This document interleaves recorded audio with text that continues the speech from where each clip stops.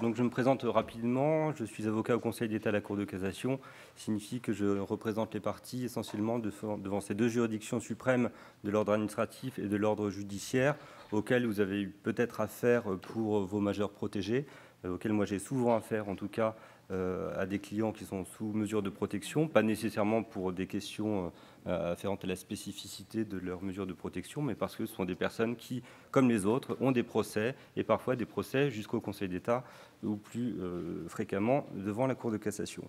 Donc c'est connaissant un petit peu le milieu de la tutelle, j'ai été très aimablement invité par Monsieur le Président à vous faire une présentation de la jurisprudence de la Cour de cassation.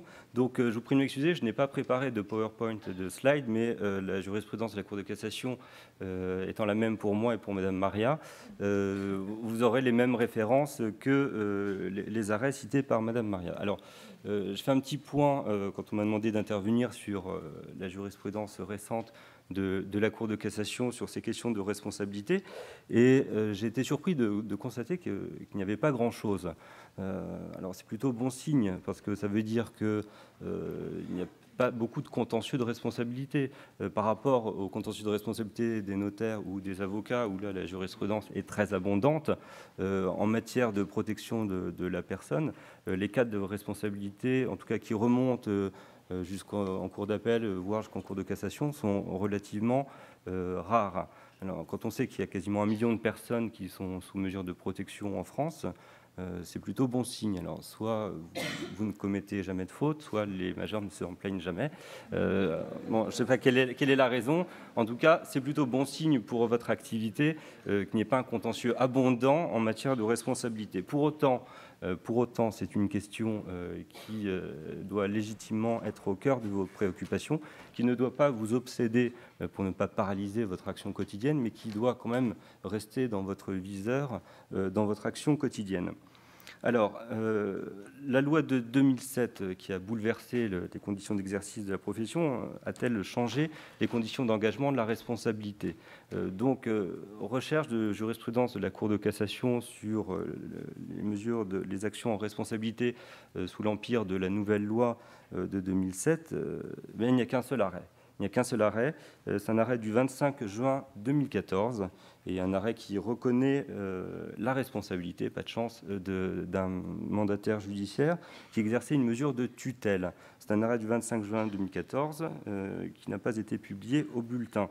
Dans cette affaire, une UDAF était tuteur d'un majeur et avait obtenu l'autorisation pour vendre un bien immobilier appartenant au majeur sous tutelle. Et le mandataire judiciaire avait négligé une offre d'un autre acquéreur qui proposait un prix plus intéressant, plus important. Et le mandataire ayant négligé cette offre plus intéressante, les héritiers du majeur ont ensuite agi contre le mandataire judiciaire pour rechercher sa responsabilité. Sa responsabilité a été reconnue puisqu'il avait négligé une offre plus intéressante et il a été condamné sur le fondement de la perte de chance pour le majeur de vendre son bien à un prix plus intéressant.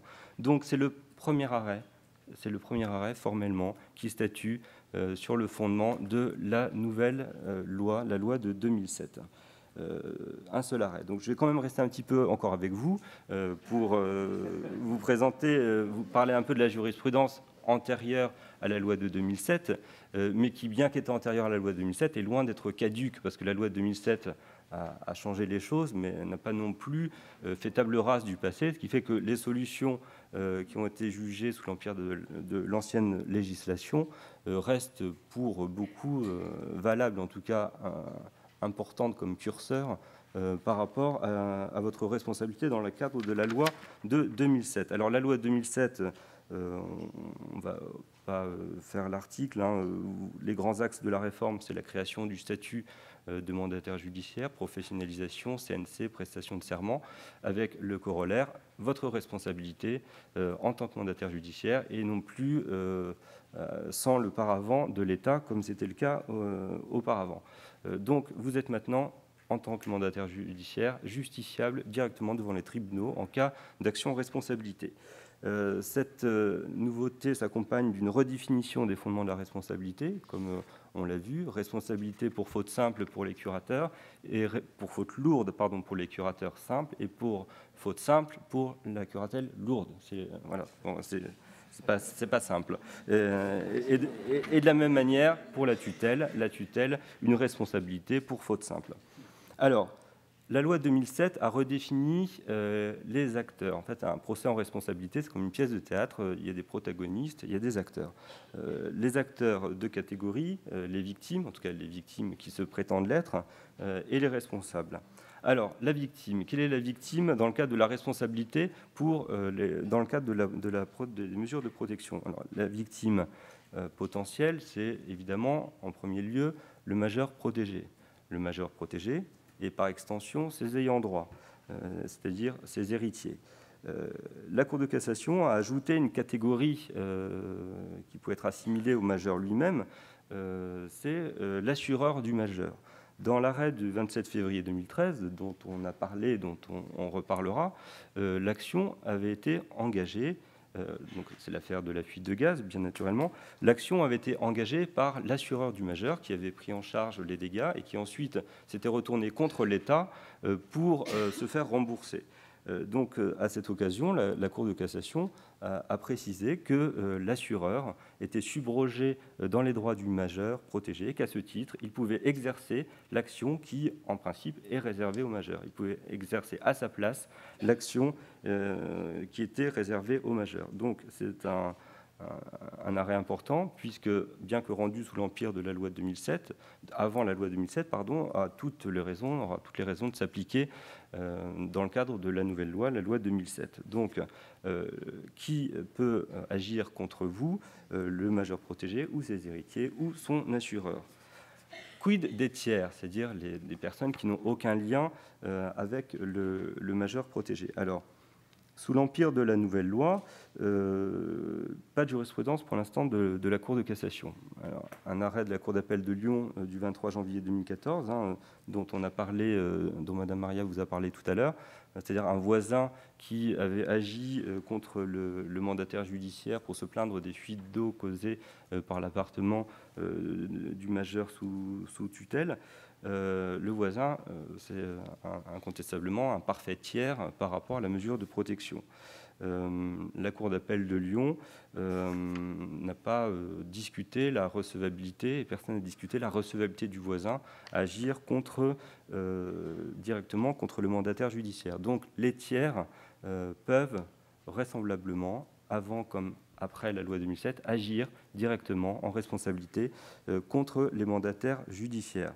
Alors certes, la Cour d'appel d'Aix-en-Provence, et ça, Madame Maria vous l'a rappelé également, a jugé que tout le monde ne pouvait pas attaquer le mandataire judiciaire. En l'occurrence, l'ex-épouse du majeur protégé, qui se plaignait, qui bénéficiait encore, malgré le divorce, d'une donation qui n'avait pas été révoquée, et qui, dans la mesure où le mandataire judiciaire souscrivait des assurances-vie avec des bénéficiaires qui n'étaient pas cette ex-épouse, avait tenté d'engager la responsabilité du mandataire judiciaire, puisque du fait de ces assurances-vie qui étaient souscrites au bénéfice des héritiers, l'ex-épouse voyait son pactole diminuer d'autant et s'en était émue et avait tenté d'engager la responsabilité du mandataire judiciaire. Alors, outre le fait que la faute du mandataire n'a pas été retenue, car c'était une bonne gestion de souscrire des contrats d'assurance-vie, elle a surtout retenu que l'ex-épouse n'avait pas qualité en tant que tiers pour agir contre le mandataire judiciaire. Donc on a une divergence entre Lyon et Aix-en-Provence. Donc il va falloir que la Cour de cassation tranche.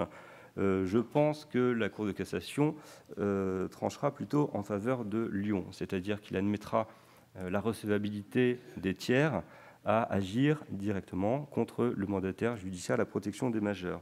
Ce qui me laisse penser cela, c'est qu'il y a des précédents sous l'empire de l'ancienne loi où la Cour de cassation n'a fait aucune difficulté dans le cadre d'actions qui avaient été intentées par des tiers contre, à l'époque, l'État, dans le cadre de la responsabilité du fait de la tutelle.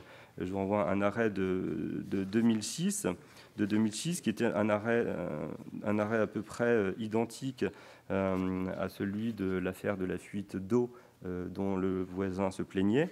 Et donc, le voisin s'était plaint contre l'État, contre le majeur, le mandataire judiciaire, pardon, pour ses défaillances dans l'exercice de sa mesure qui avait contribué à un mauvais entretien du logement et qui avait contribué à des fuites d'eau. Et le tiers s'en était plaint contre le tuteur. Et la Cour de cassation, alors certes, la question de la recevabilité de l'action n'avait pas été posée, mais si une question avait dû se poser, la Cour de cassation l'aurait soulevée d'office, car c'est un moyen de pur droit, la recevabilité. Donc si la Cour de cassation n'a pas soulevé d'office l'irrecevabilité de l'action responsabilité du voisin contre le mandataire judiciaire, c'est que cette action est présumée recevable. Donc je pense que les tiers pourront agir librement dans le cadre de la nouvelle loi contre les mandataires judiciaires. Donc vous êtes cernés.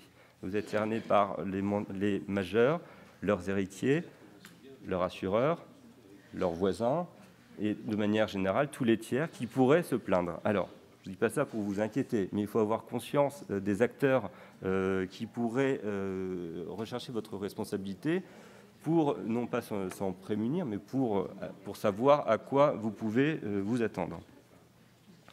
Alors, dans cette pièce de théâtre du procès en responsabilité, les acteurs que sont les victimes d'une part, et ensuite les autres acteurs qui sont les responsables. Donc, deux grandes catégories de responsables, l'État et vous-même, les mandataires judiciaires.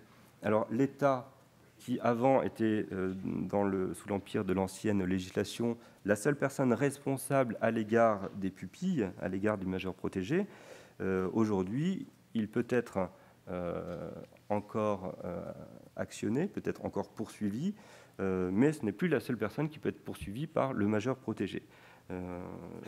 Deuxième grande catégorie d'acteurs, vous-même, bienvenue dans l'arène.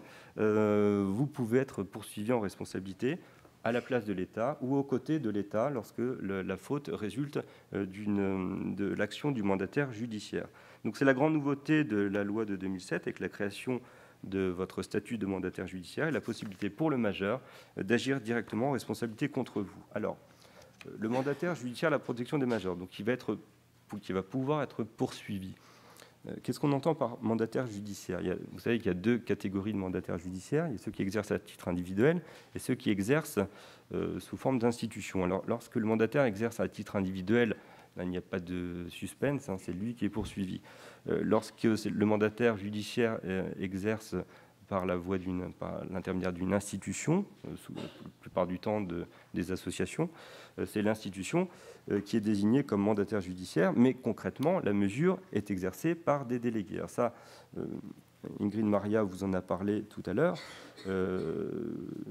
c'est l'institution qui est poursuivie et pas vous-même. On pouvait avoir un doute parce que le mandataire judiciaire à la protection des majeurs, c'est l'institution, mais qui passe le CNC ? Ce n'est pas l'institution, ce sont les délégués. Et qui prête serment ? Ce n'est pas l'institution, c'est le délégué. En tout cas, dans certaines institutions que je connais bien, les délégués de l'institution ont prêté serment. Et j'ai vu les PV de serment, c'est un serment de mandataire judiciaire à la protection des majeurs. Donc on pouvait légitimement se demander si, lorsque le mandataire judiciaire est poursuivi, si c'était le délégué qui avait commis une faute ou l'institution qui était nommée par le juge comme mandataire judiciaire. Bon, je pense que la réponse va s'imposer pour des questions historiques et puis des questions pratiques et des questions logiques. C'est vraisemblablement l'institution et l'institution seule qui sera poursuivie. D'ailleurs, les exemples jurisprudentiels qui remontent au cours d'appel depuis l'institution de la nouvelle loi et devant la Cour de cassation montrent bien que dans tous les cas, c'est l'institution qui est poursuivie et pas le majeur et pas le mandataire judiciaire exerçant comme délégué. Ce n'est pas la personne physique qui est poursuivie, mais l'institution. Alors, qu'est-ce que cela implique concrètement, outre le fait que vous, personne physique exerçant en tant que délégué, vous ne serez pas assigné vous personnellement? Ça implique que l'institution, elle ne peut pas se réfugier derrière vous. C'est-à-dire que l'institution ne peut plus se réfugier derrière l'État. L'institution ne peut pas, dès lors qu'elle sera attaquée directement, se réfugier derrière la faute commise par le délégué. Pourquoi ? Parce que, comme l'a rappelé Ingrid Maria, on est encore sous le régime, et ça concerne les mandataires judiciaires en tant qu'employeurs, avec des délégués en tant qu'employés. C'est le régime de la responsabilité de l'employeur du fait des fautes commises par son salarié, avec des limites, effectivement. Il faut avoir agi en dehors de ses fonctions, sans autorisation, à des fins étrangères. Donc autant dire que la faute du salarié qui permet à l'employeur de se dédouaner de sa responsabilité, c'est une faute qui n'est pas commise par inadvertance. Il faut vraiment le faire exprès, hein, quand même, pour commettre une faute qui se détache tellement, à tel point de sa fonction, que c'est la personne physique qui est poursuivie et pas l'institution. Alors attention, ça n'implique pas que les délégués qui exercent pour le compte d'une association soient totalement irresponsables. La responsabilité civile de l'institution est recherchée, mais le délégué reste soumis à des responsabilités qui sont personnelles, à savoir, en premier lieu, on vous en a parlé, la responsabilité pénale. C'est-à-dire que vous pouvez parfaitement malheureusement commettre des infractions dans le cadre de vos missions, et ces infractions, vous serez pénalement responsable. Alors, est-ce qu'on peut considérer que dès lors qu'une infraction est commise, c'est le délégué qui est seul responsable et non plus l'institution? Ce n'est pas aussi simple que ça. Le 12 mai 2011, la Cour de cassation, alors dans un domaine qui ne concerne pas la tutelle, mais qui concerne la relation employeur-employé et responsabilité vis-à-vis des tiers, la Cour de cassation a précisé qu'une faute, une infraction intentionnelle ne dédouanait pas nécessairement l'employeur de sa responsabilité en tant qu'employeur. C'était une affaire où un videur de boîte de nuit avait exercé son métier avec un peu trop de zèle et avait blessé un client de la boîte de nuit. Et donc le client avait poursuivi pour violence volontaire le vigile, et le vigile a été reconnu responsable pénalement d'une infraction volontaire. Mais pour autant, l'employeur restait civilement responsable des réparations et tenu des réparations civiles commises par l'employé. Ça veut dire qu'il ne faut pas vous dire que du seul fait d'une infraction pénale, l'employeur ne sera pas responsable. Alors, dans le cadre de vos fonctions, il peut arriver que des infractions pénales soient commises. J'imagine le cas qui doit vous arriver fréquemment lorsque vous véhiculez un majeur protégé. Par exemple, pour vous rendre au tribunal, vous êtes un peu en retard, vous grillez un feu rouge, un accident, le majeur est blessé. Vous commettez une infraction pénale. Pour autant, je pense que malgré cette infraction pénale, c'est l'institution qui restera responsable des dommages et intérêts qui seront dus au majeur protégé qui aurait été victime de blessures dans de telles circonstances. Alors, je ne vous dis pas tout ça pour vous encourager à commettre des infractions, mais voilà, il faut savoir que même si de toute façon, dans ce cas-là, vous n'êtes pas tenu à des réparations civiles, vous restez justiciable de la justice pénale. Donc ça vous incite à une grande prudence. Vous êtes responsable pénalement, vous êtes responsable également disciplinairement. C'est-à-dire que si vous avez commis des fautes qui engagent certes uniquement la responsabilité civile de l'institution, l'institution pourra se retourner contre vous, non pas pour vous faire régler l'addition, mais pour prononcer contre le délégué qui aura commis des fautes d'éventuelles sanctions disciplinaires, qui peut être la mise à pied, voire le licenciement. Donc voilà, l'immunité de réparation civile n'est pas une immunité pénale pour les délégués, n'est pas une immunité disciplinaire dans la relation employeur-employé non plus. Donc tous les acteurs de la protection sont responsables, selon des modalités différentes, à des échelles différentes, mais tous sont responsables. Voilà, et ça c'est la grande nouveauté de la loi de 2007. Alors, pour ce qui est de l'engagement de la responsabilité de l'institution, enfin du mandataire judiciaire, donc la loi de 2007 a donc innové avec la distinction faute lourde et faute simple. Donc, nous sommes en deuxième partie de mon exposé sur le fondement de la responsabilité. Alors, ce qu'on a dit tout à l'heure, cela va sans dire, mais ça va toujours mieux en le rappelant. Vous êtes responsable des fautes que vous commettez, non pas des fautes que commettrait le majeur sous protection. Voilà, on n'est pas dans un système de responsabilité du fait d'autrui, ni avant la loi 2007, et encore moins après la loi de 2007, qui a eu pour philosophie de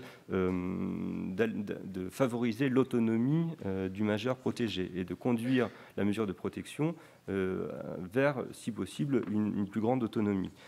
Donc le majeur, dans le cadre de cette loi, ni avant ni après la réforme de 2007, le mandataire judiciaire n'est évidemment pas responsable des faits et gestes du majeur protégé. C'est ce que la Cour de cassation a jugé le 29 mars 2006 dans une affaire assez classique d'invasion d'insectes et d'inondation commise chez le voisin, et le voisin qui recherchait la responsabilité du mandataire judiciaire. Voilà. La Cour de cassation a précisé que le mandataire n'était pas responsable des fautes éventuelles commises par le majeur. Donc la faute du mandataire est uniquement la faute du mandataire.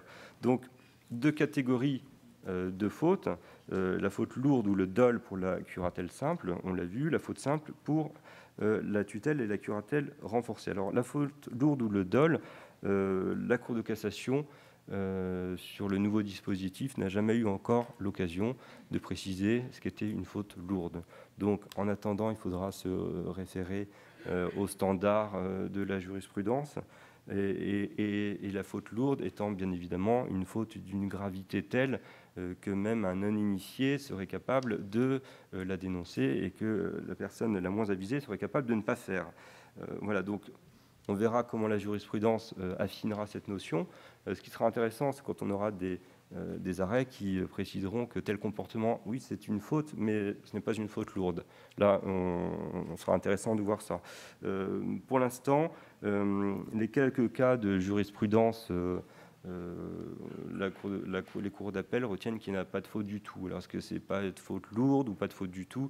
Donc, pour l'instant, on n'a pas eu de définition très précise de ce qu'était la faute lourde du curateur.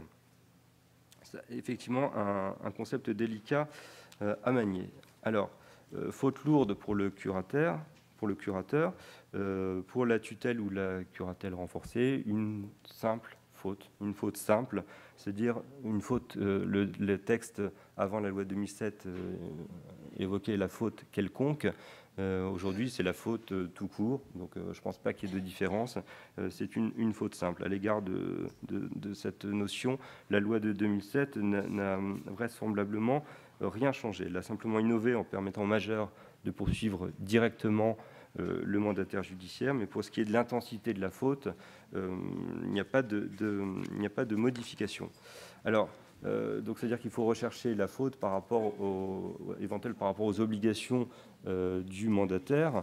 On a vu qu'avant la loi 2007, les obligations du mandataire, c'était de gérer en bon père de famille. Donc on a abandonné cette notion un peu paternaliste et infantilisante pour des notions plus modernes. Donc pour les biens de la personne, ce sont les soins prudents, diligents et avisés. Pour la gestion des biens, et pour la personne, la mission du mandataire s'étend de toute façon à la protection de la personne. Donc des exigences plus modernes que le bon père de famille, mais pas nécessairement moins exigeantes. Alors, dans le cadre de cette appréciation de la faute, qui sera probablement la même sous l'empire de l'ancienne législation que sous l'empire de la nouvelle législation, issue de la loi de 2007, venons-en au célèbre arrêt du 27 février 2013, l'affaire de la fuite de gaz, qui vous inquiète légitimement. Je vous avoue que la première fois qu'on m'a parlé de cet arrêt, dans les semaines qui ont suivi son prononcé, c'est un arrêt, je n'intervenais pas dans cette affaire, donc je n'ai pas de responsabilité ni dans un sens ni dans l'autre. Je vous avoue que c'est un mandataire judiciaire qui m'a parlé de cet arrêt, et je me suis dit, il n'a pas dû bien comprendre. Voilà, je me suis dit, ça doit être une affaire, en fait, où c'est le mandataire judiciaire qui avait bricolé lui-même la robinetterie ou le tuyau de gaz, et que voilà, c'était pas possible qu'il soit responsable alors qu'un plombier professionnel serait intervenu. Donc je ne le croyais pas. Alors ensuite, j'ai lu l'arrêt, et je vous avoue que je ne le croyais toujours pas. j'essaie de me dire que c'est peut-être un arrêt d'espèce. Alors un arrêt d'espèce, c'est un arrêt où on tord un peu la réalité, que ce soit le droit applicable ou les faits de l'espèce, pour aboutir à une solution satisfaisante pour tout le monde et trouver une issue raisonnable. Je pense que ce n'était pas un arrêt d'espèce dans cette affaire, car c'est un assureur qui recherchait la responsabilité de l'État. Et je pense que la Cour de cassation n'a rien contre les assureurs, mais ne va pas non plus tordre le coup à la réalité ou au droit applicable pour faire plaisir à un assureur et l'indemniser des sommes qu'il aura dédommagées.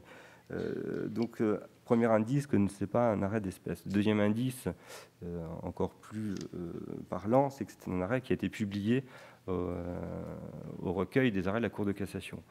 Donc un arrêt publié, c'est un arrêt qui a une portée jurisprudentielle, évidemment, particulière. Ce n'est pas un petit arrêt isolé qui a été pris comme ça dans une affaire un peu particulière. Donc si la Cour de cassation a publié cet arrêt, c'est qu'elle a voulu envoyer un signal. Donc, ce n'est pas un arrêt d'espèce, c'est une véritable jurisprudence. Alors, que faut-il en penser? Que faut-il en penser? Donc, rappelons tout d'abord que voilà, cet arrêt a été rendu sous l'empire de l'ancienne législation, mais que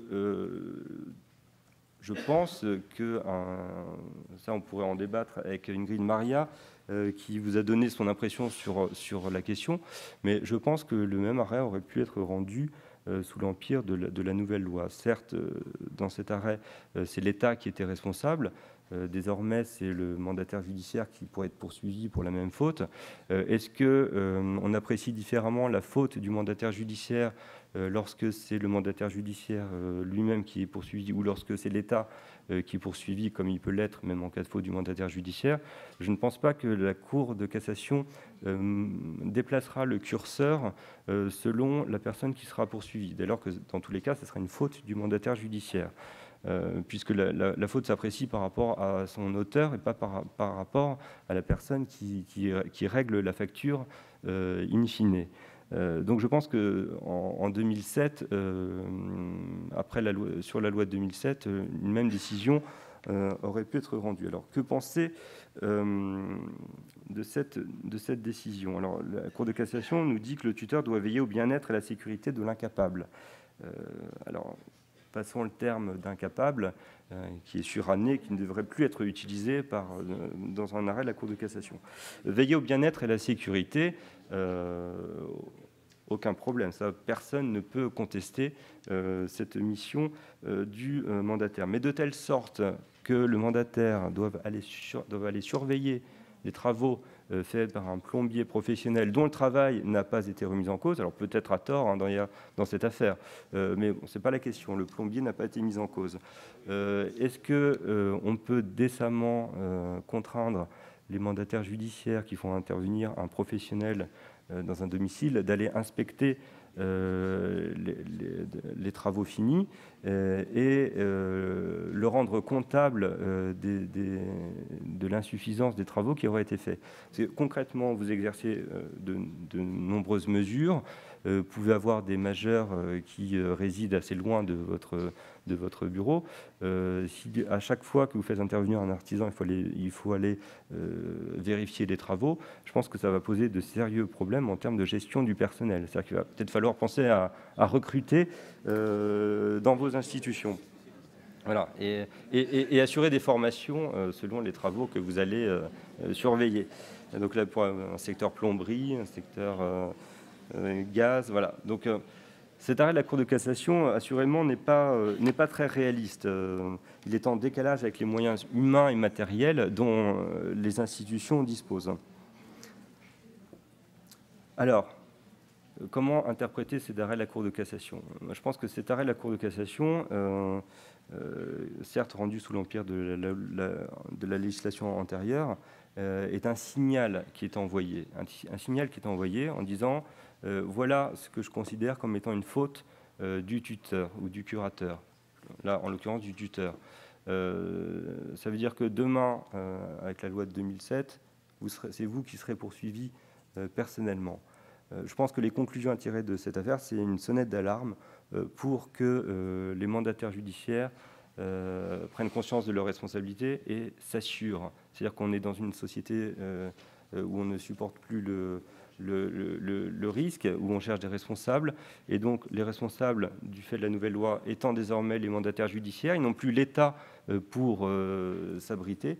Donc, ça veut dire que la Cour de cassation envoie un signal. Et ce signal, je pense qu'il ne faut pas le dramatiser, mais qu'il faut simplement l'interpréter comme étant une invitation pressante à s'assurer, comme c'est maintenant votre obligation en tant que professionnel, mais surtout à bien s'assurer. C'est-à-dire que prenez pas des assurances bon marché en carton, prenez des vraies assurances sans plafond, sans limitation de garantie pour faire quelques économies. Il faut que les institutions aient de vraies assurances professionnelles. Alors, depuis cet arrêt... 2 minutes. Alors, je termine. Depuis cet arrêt de la Cour de cassation, que s'est-il passé? Donc, deux nouveaux arrêts ont été rendus.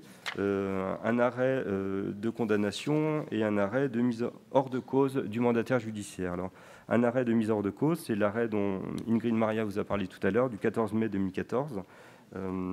C'est la dame placée dans une maison de retraite pour laisser le temps de faire des travaux dans son appartement. Bon, là, la faute n'a pas été retenue car le placement en maison de retraite était justifié par l'insalubrité du logement et par l'état de santé également et surtout du majeur protégé. Donc, dans ce cadre-là, pas de faute du mandataire judiciaire.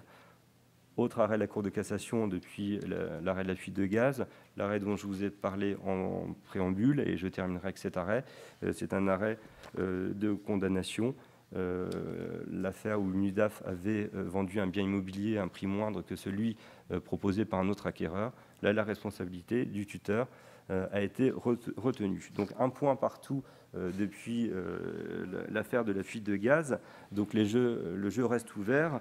Voilà, je pense que pour conclure, prenons au sérieux évidemment cet arrêt de 2013, mais ne le dramatisons pas. Vous savez, la jurisprudence de la Cour de cassation, c'est pas un fleuve tranquille, c'est un océan avec des vagues.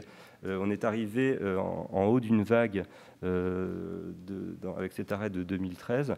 Depuis, le temps s'est un peu calmé. On arrive à un équilibre, et je crois que c'est un peu ce qui ressort des arrêts qui sont rendus par les cours d'appel et qui ne sont pour l'instant pas attaqués devant la Cour de cassation. Et voilà, je pense qu'il faut envisager l'avenir avec prudence mais sérénité. Je vous remercie.